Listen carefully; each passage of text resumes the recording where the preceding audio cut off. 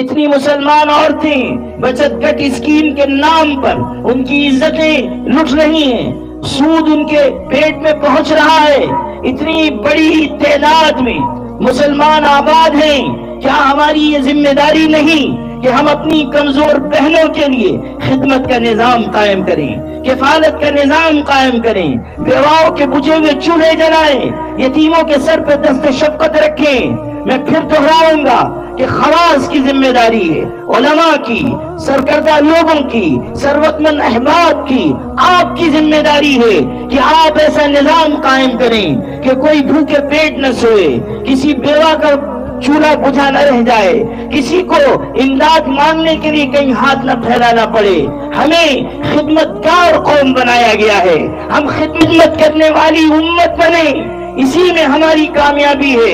اگر ہم سودی نظام سے اپنی بہنوں کو بچانا چاہتے ہیں تو ہمیں آگے آنا ہوگا، ہمیں اپنے سرمایہ کا کچھ حصہ خرچ کرنا ہوگا۔ اگر ہم نے اخوت ایمانی کو سمجھائے تو ہمیں اس کے لیے وقت کی، صلاحیت کی، مال کی، سرمایہ کی کچھ قربانی دینی ہوگی۔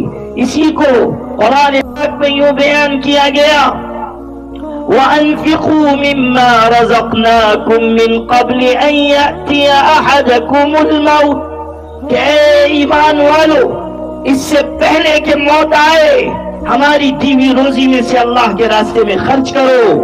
یہ خرچ کرنا تمہیں کامیابی دلائے گا۔ بخاری کی روایت میں یابن آدم انفق علیک، حدیث قدسی ہے، حضور نقل کر رہے ہیں، اللہ فرماتا ہے اے آدم کے بیٹے تو خرچ کر، میں تجھ پر خرچ کروں گا، تو خرچ کر، میں تجھ پر خرچ کروں گا۔ خدمت کا نظام بنائیے اور اپنے اندر ایک جذبہ، ایک شعور، ایک بیداری پیدا کیجیے۔ الیکشن بھی قریب ہیں، آپ کی کوشش ہو زیادہ سے زیادہ ووٹنگ ہو، ووٹوں کی تقسیم سے بچا جائے۔ ہم کسی کے مخالف نہیں ہیں، لیکن ہمارے اندر ایک سیاسی شعور، ایک فکر، ایک توجہ، ایک سمجھداری آنی چاہیے۔ من حیث القوم، ہمیں قوم بن کر جینا چاہیے، من حیث الجماعت، ایک جماعت بن کر جینا چاہیے۔ بھیڑ مت بنیے، بھیڑ ہمیشہ تباہی سے دوچار ہوتی ہے۔ ایک منظم جماعت بنیے کہ تنظیم کی قوت کے آگے بڑی بڑی قوتیں چھپ جاتی ہیں۔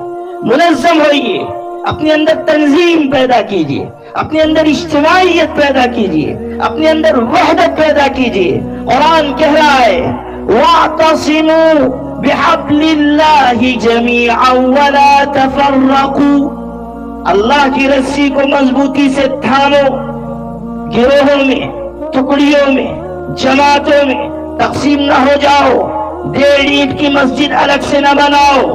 اگر کوئی ایسا کرتا ہے، کوئی اس کو مجرم سمجھے یا نہ سمجھے، اللہ کی اور رسول اللہ کی نگاہ میں وہ مجرم ہے۔ من شذ شذ فی النار، جو اجتماعیت کو چھوڑتا ہے وہ جہنم میں بھی تنہا کر کے ڈالا جائے گا۔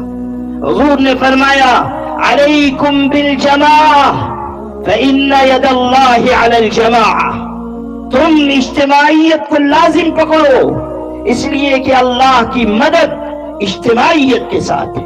ایک فیصلہ کر لیجئے اور اسی فیصلے کو ساری ملت تسلیم کرے، اسی کے پیچھے پیچھے ہم چلیں، اپنی فکر نہیں، اپنی سوچ نہیں، اپنا دماغ نہیں، بلکہ ایک فیصلہ جو ساری ملت کے لیے مناسب اور بہترین فیصلہ ہو، اس کو اختیار کر کے ہم آگے بڑھیں، وحدت و اجتماعیت کے ساتھ زندگی گزاریں۔